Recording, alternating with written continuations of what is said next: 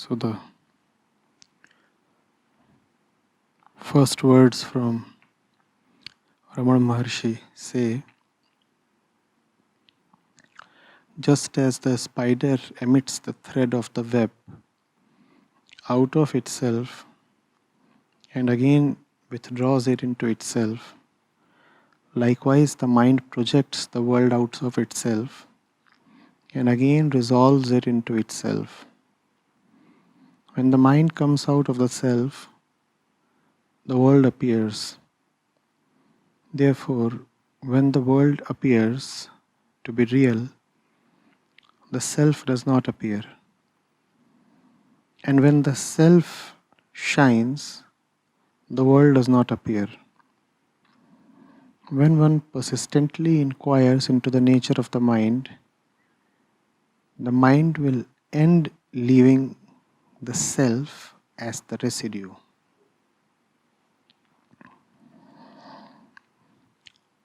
The question reads, Acharya Pranam, I don't understand how this mind is the cause of the world. As I look at objects, people, their form, quality, memories, likes and dislikes arise automatically in the mind. Experiences get shadowed by my personality inevitably. Am I living in imaginations? What is attentiveness while I relate to the world? How can I see the world clearly as it is instead of seeing through my ego?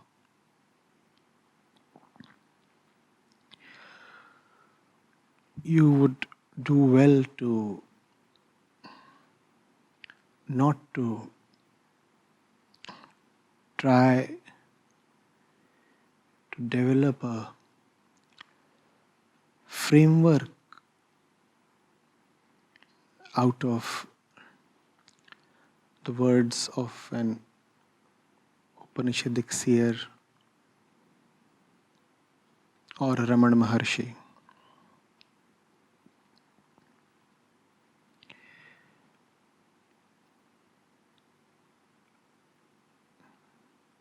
What is being said here is subtle. One needs understanding, not a paradigm.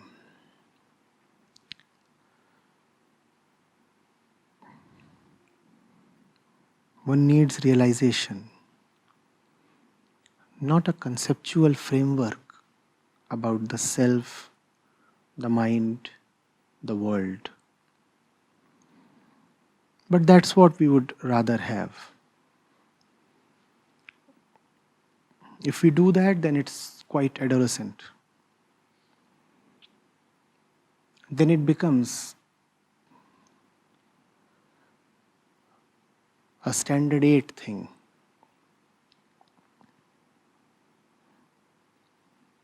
Some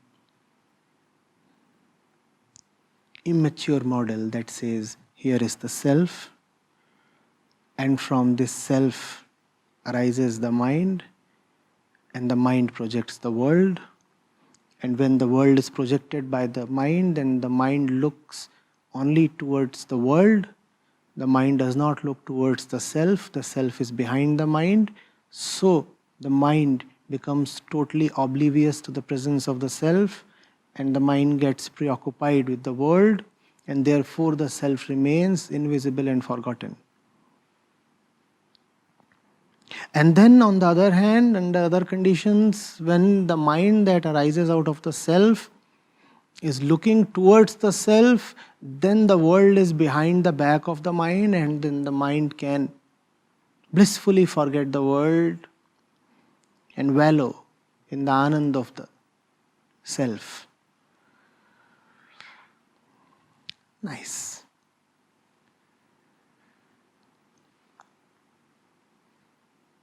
But kiddish.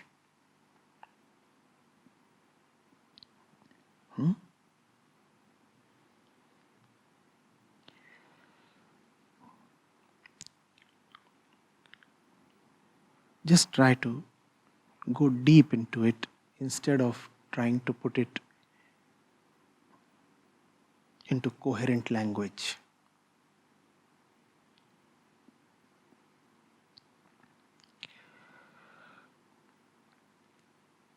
You say that the world exists. These are just tidbits, a few statements. I will not conclude. I will leave them to you. So you say that the world exists.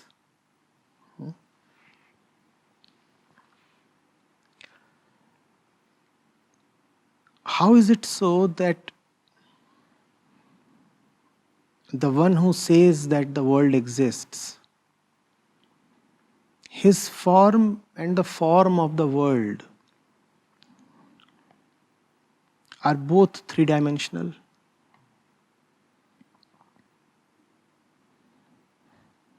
How is it so that your body is three-dimensional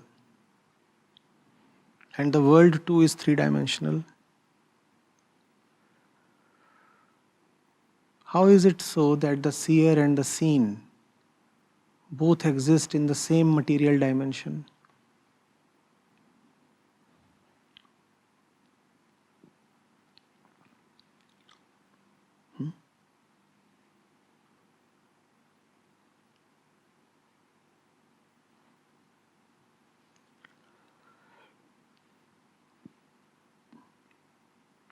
Is there any proof of the existence of the world except your bodily senses?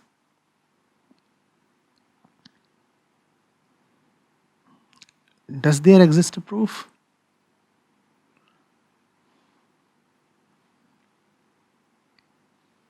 Remove the relationship between the body and the world, and then ask yourself, how do I prove that the world is existent? Remove your relationship with the world. Are you existent?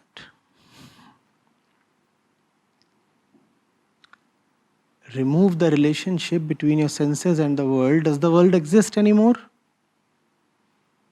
Does it? All right. Close your eyes. Close your eyes.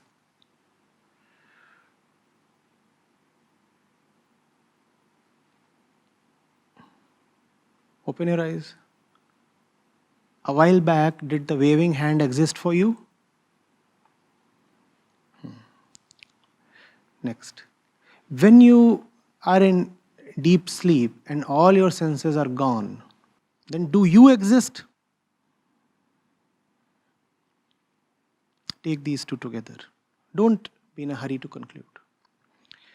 When your eyes close, the hand, the waving hand does not exist for you, or does it? It does not, right? And when all your senses close, even you do not exist. Do you exist in your deep sleep? Are you there? Do you have a shape, a form, a name, an identity? Do you exist at all?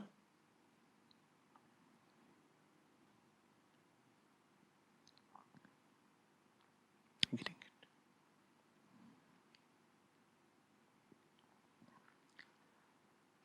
The material shape of the world appears to have something to do with the material shape of the human being.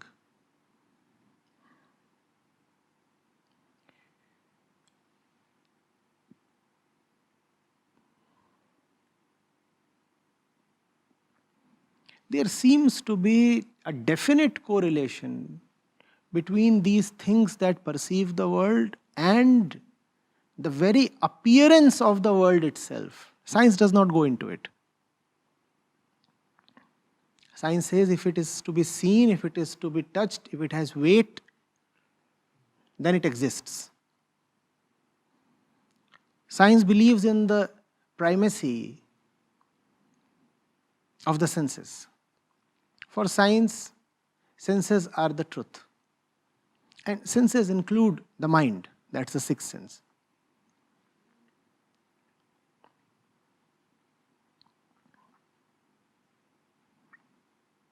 Even though science asks the proof for everything,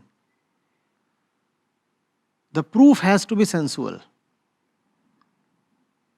Experiments have to come up with the proof, so the proof has to be experiential, correct? Because the proof definitely comes from scientific experiments, therefore the proof is necessarily experiential. And who experiences? The senses. Correct. So even when the scientist says that something exists in the universe or something exists within the atom, the ultimate faith that he has is on his own senses. Do you see this? The quark exists and the supernova exists because I validate them both. I feel their existence, I certify their existence, I see their existence. There is something within my sensual domain that ratifies their existence.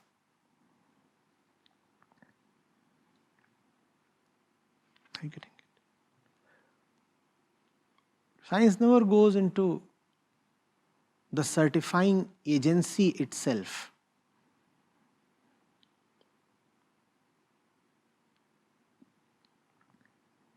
There is no proof of the pillar except your eyes and except the physical shock that you get when you collide against the pillar. Correct? Both physical. So what ratifies the physical world? Your own physicality. If you could just pass through the pillar, does the pillar exist at all? Why do you say nothing exists in space? Because you pass through space without any collision. Correct? And hence, you very happily and confidently claim space is empty. Empty to whom? Empty to you, the bodied one. You have no proof of emptiness of space except your own body. What nonsense. Something as basic as emptiness of space has no proof at all except the human body. Oh, you could say, no, even the stone passes uninterrupted through space, so that is proof. But what is the proof of the stone? The fact that you can hold it in your hand. So ultimately, all your trust is upon your own body.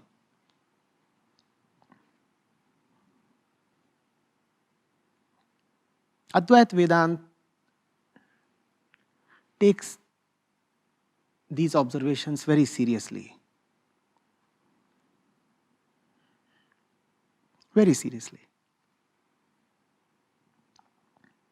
And so far we have talked of the so-called material reality.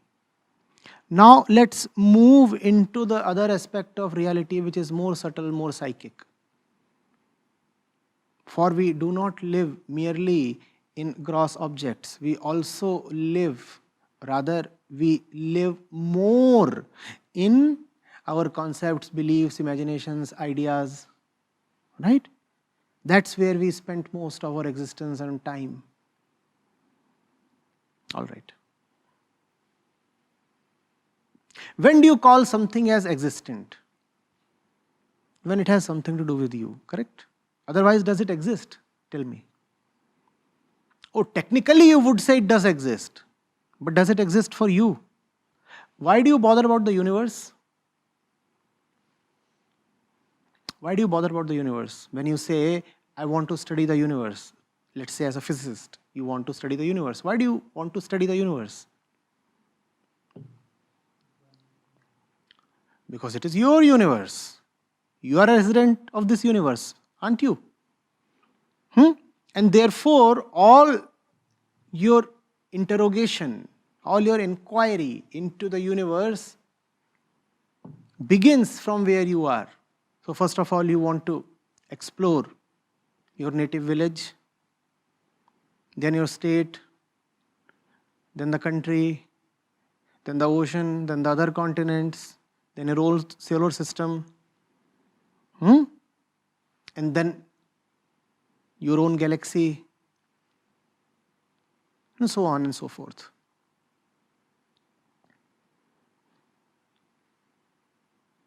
Getting it? So even the fact of existence of material reality has a psychic angle to it. Material just does not exist on its own. Material exists because it is our material. Isn't it our universe? Isn't it our universe? You do not merely live in a house, you live in your house. And therefore your house lives in you. It's your house that matters to you.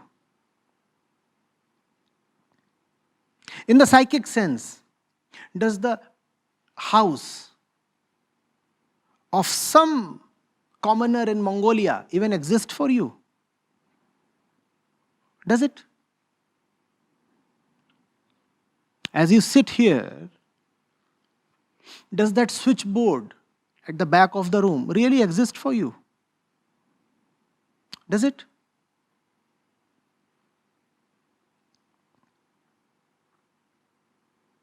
Don't conclude. Just let it sink. Next. Even if something does exist for you, is the thing the same for each of you?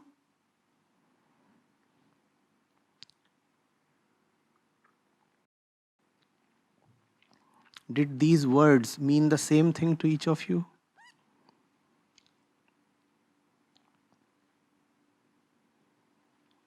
Ah, beloved.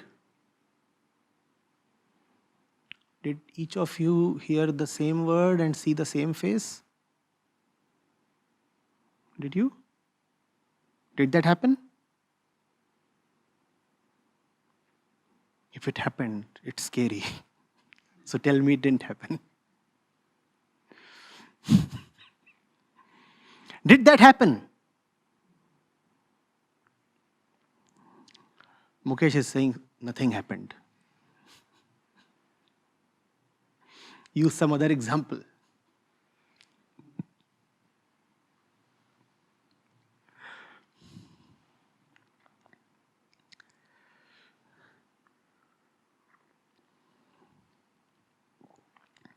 Are you getting it?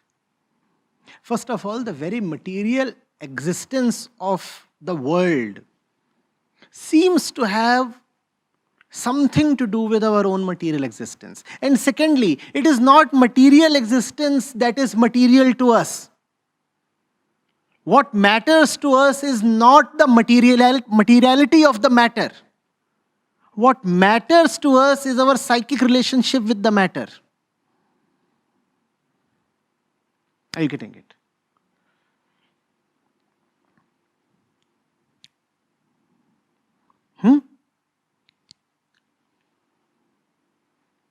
So, the Vedanti could not ignore this fact, because this is the fact that runs through our life. What else is life? A sequence of things, events, people we give importance to, right? A dead body does not give importance to anything. Nothing happens to it. Happening itself is an act of importance. Do you see this? If you don't give something any importance, did it happen to you at all?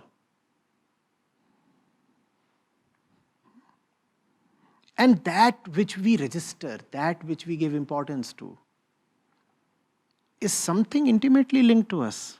I am giving importance to this. First of all, its shape, size, the very being, the very existence is analogous to my own.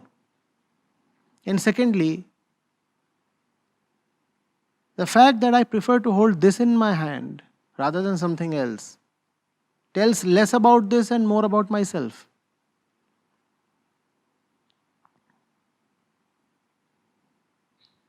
Are you getting it? And so then, in a poetic way, the seer exclaimed, the world is me and I am the world. It's a poetic expression. It does not mean you are the pillar. Don't start feeding the pillar or clothing the pillar or kissing the pillar.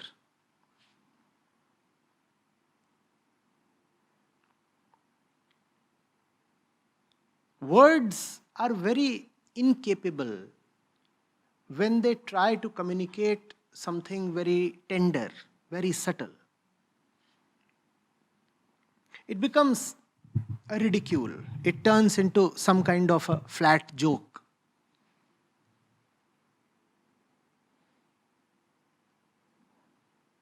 The great utterances of the seers that the world is your own projection has turned into some kind of a joke. It always was in the hands of people who didn't understand.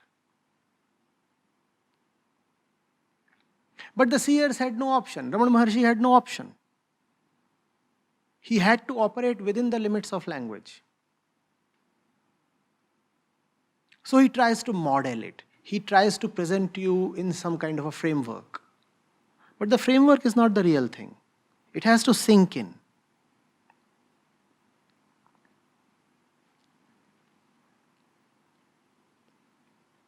He says, oh, the self, the true self is like the spider that emits the web. And the web is the world. And sometimes the spider just takes the whole thing back into itself, and then the world disappears. This is a pointer. Just meant to arouse something within you. Just meant to align your attention to some right direction.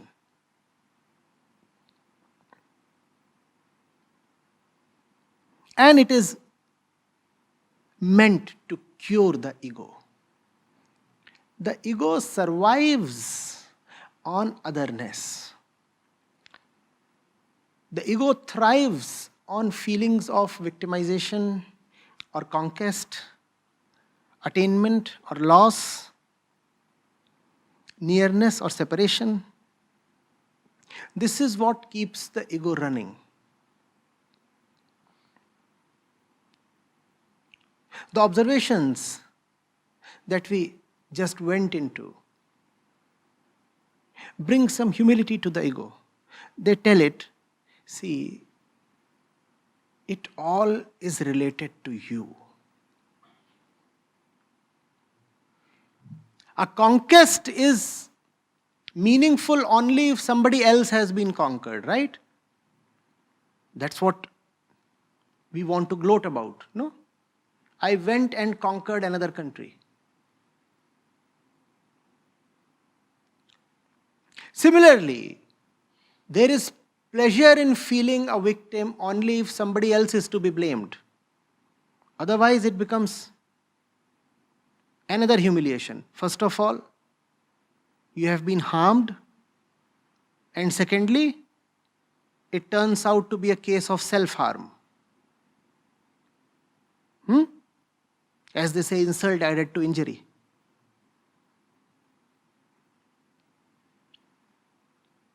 Victim, playing the victim card is good fun only if somebody else can be claimed to have harmed you. Otherwise, being a victim is no fun.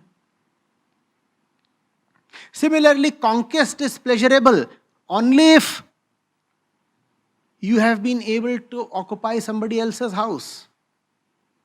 What fun is there in claiming that, you know what, today I was able to enter my own bedroom. Why are you feeling so puffed up about it? It's your own bedroom. Otherness is necessary if you want to have that pleasure. In that sense, all pleasures are vicarious pleasures. Indirect, second-handed, requiring the presence of the other, requiring the presence of a medium.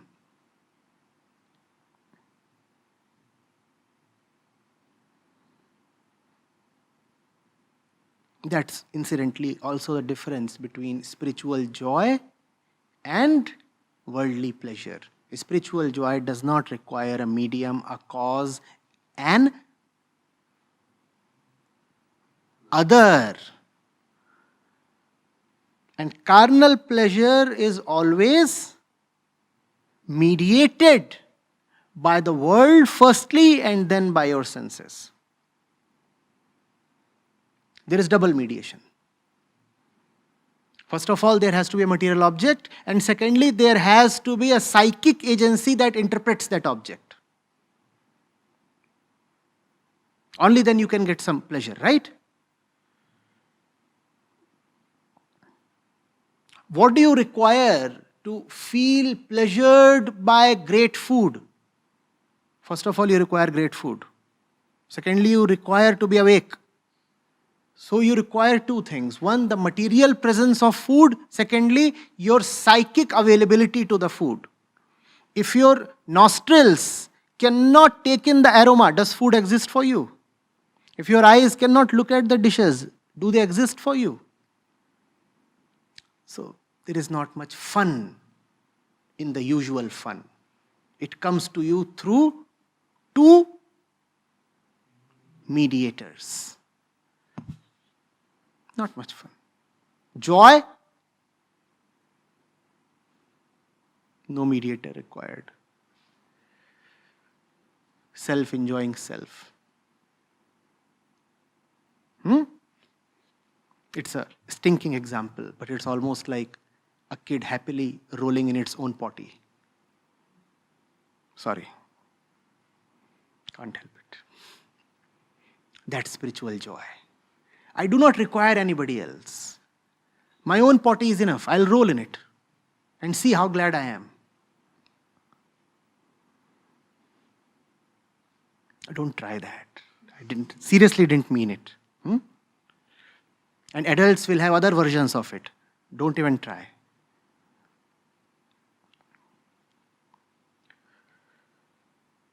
But all this is besides the point. We were not talking about joy. We were talking about whether the world is you and you are the world, and whether the relationship between the self and the mind is that of the spider and its web.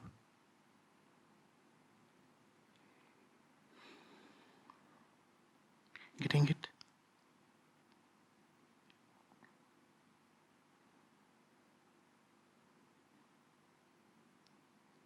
We are designed to live in a feeling of otherness. We are designed to give utmost importance to the diverse objects we see in front of us. That's our physical constitution. That's how the whole game of Prakriti has evolved. But that's also our psychic undoing. That's also what keeps us so restless. This perpetual confidence that I am just this much and therefore insecure and therefore lonely. Am I not? And this exists totally independent of me. If it exists totally independent of me, then this surely has the capacity to bring something new to my life. Opportunity. Is this not a fundamental belief to our carnal existence? This exists totally independently of me. And the senses do everything to validate this statement. You might faint right now. Does this faint away too? It does not. You may walk out of this room. Does this walk out as well? It does not. You have a fever. Does this too raise its temperature? It does not. So you have all the reasons to feel as if this exists totally independently of you. Remember, where you think something is totally independent of you, there the thing becomes some kind of a beacon of hope. If it is independent, then it will bring something new to you, won't it? Independent means totally separate. Independent means having nothing to do with you. If it has nothing to do with me, then its existence will have unknown, unseen, and therefore tempting possibilities. And therefore I will live in constant appreciation of this. I will keep giving it importance. This then will be my world if I keep feeling that this is independent of me.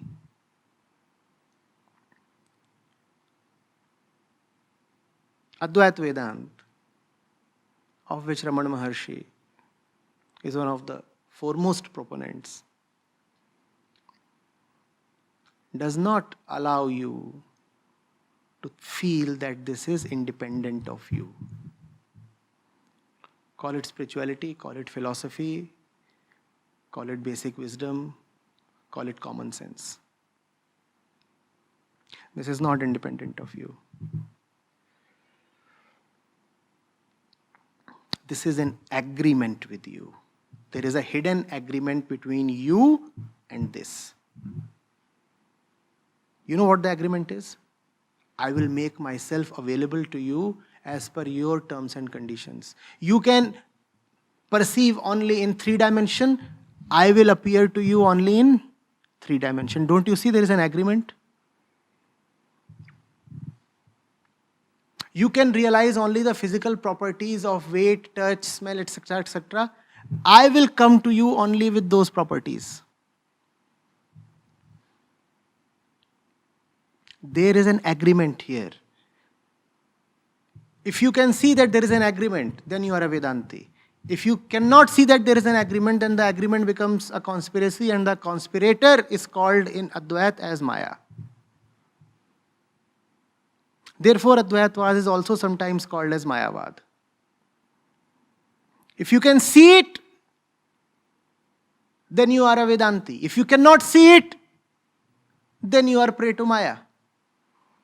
So Advaitvad is also Mayavad. This is not independent of you.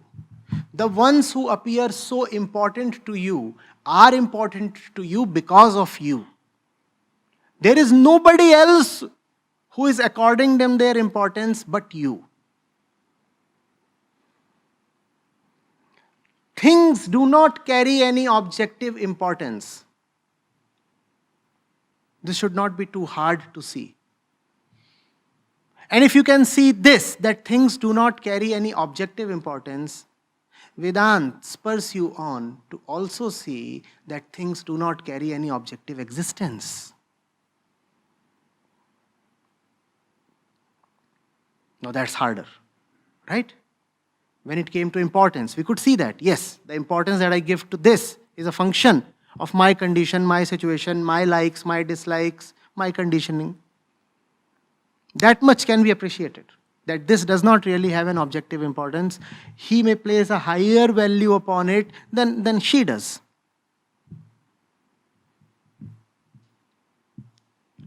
Vedanta takes a step ahead. It says, not only does it have no objective importance, it also has no objective existence.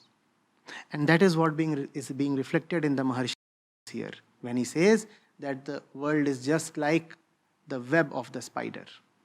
It comes from you, and if you are in the right mood, it retreats back into you.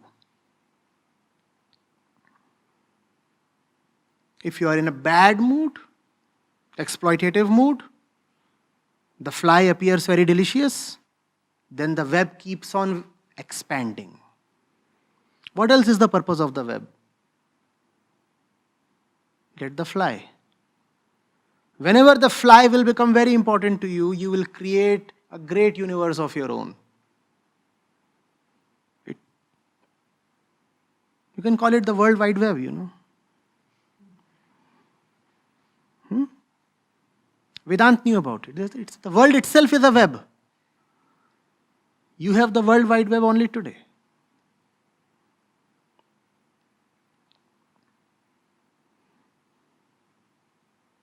Getting it?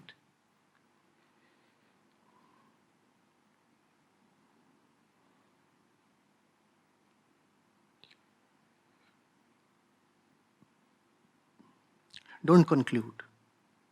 It is a thing to be lived. It's not a formula in mathematics or a model in physics. Don't be so crude towards it.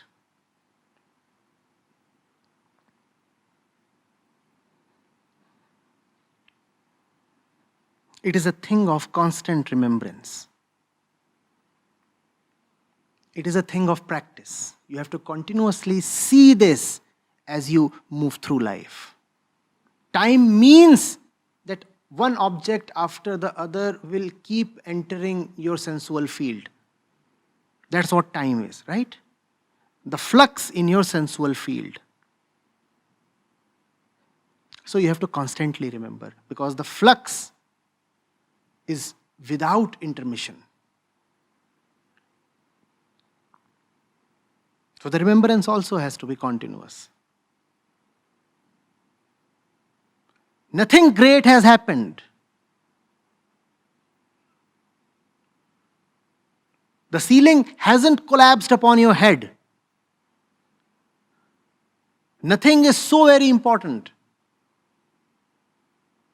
Why are you so ecstatic? And why are you so depressed? The importance that you are giving to anything, something, whatever, is your own little mischief. Why are you becoming a victim to your own whims and mischiefs? First of all, you decide to give importance to this. Importance that it does not have on its own. You picked up importance and attached to it. It didn't have it. It's a me thing. It's yours. It's called importance. You can put it anywhere. Just about anywhere. This is not important. This is importance. You can put it here, you can put it here, you can put it.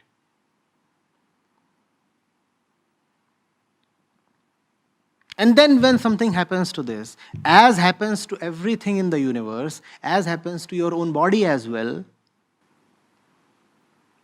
then you start crying, as if something very important has happened.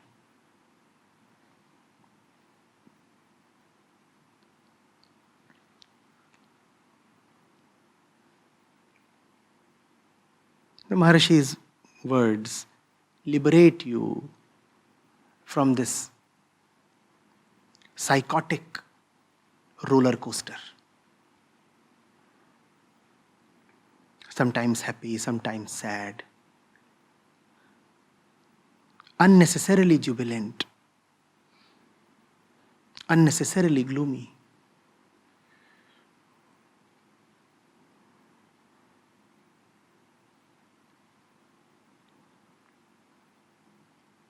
Do you get this? This is not merely a philosophy. When philosophy becomes a thing to be lived, it is called religion. That's the difference between the West and East, particularly India. For the West, philosophy has been largely a mental thing. Let's think, let's think, let's think.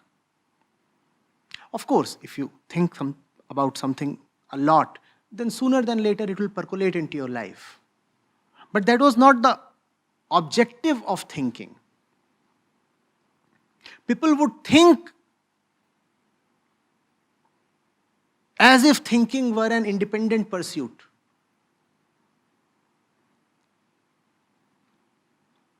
India didn't have philosophers. Rather, India didn't have standalone philosophers. If you are a philosopher, you are also religious. Philosophy had to attain its culmination, its peak, its purity in religion. That only means that now you have to live it. If you know it, how can you just know it? The knowing must transform into being.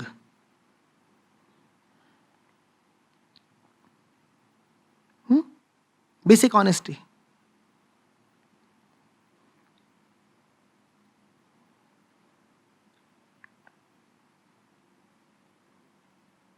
And that is what is also demanded right now.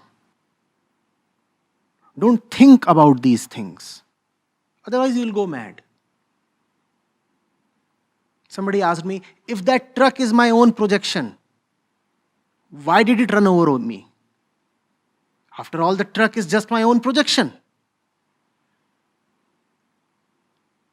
I kept standing in front of it and smiling very wisely. I know who you are. You don't exist. I have just projected you. And the next thing I find is that I am under the wheels. Not quite crushed, but being beaten up by the driver and the cleaner.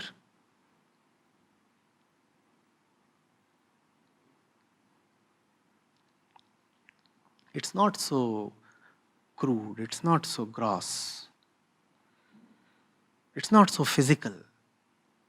You aren't really projecting that giant thing there in a material way.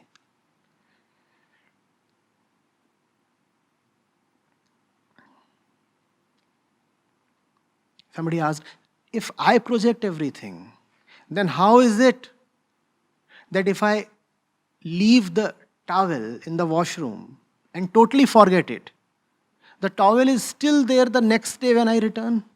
After all, I had totally forgotten it. If I had totally forgotten it, then how is it still there? If it is my own projection, then it should have disappeared.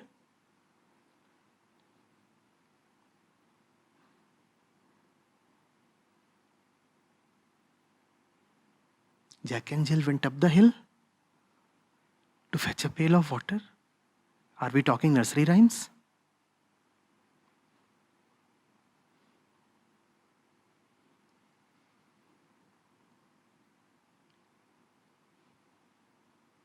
Huh?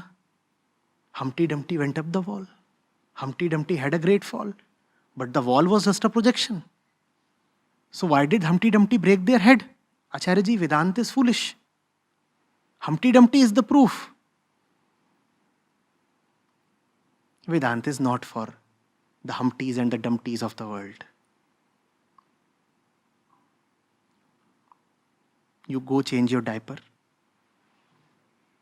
That's what suits you better.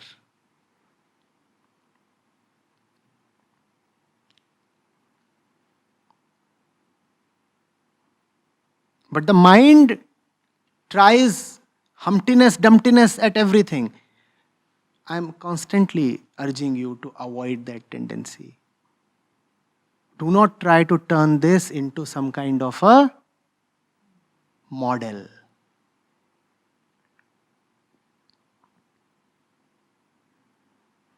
Getting it?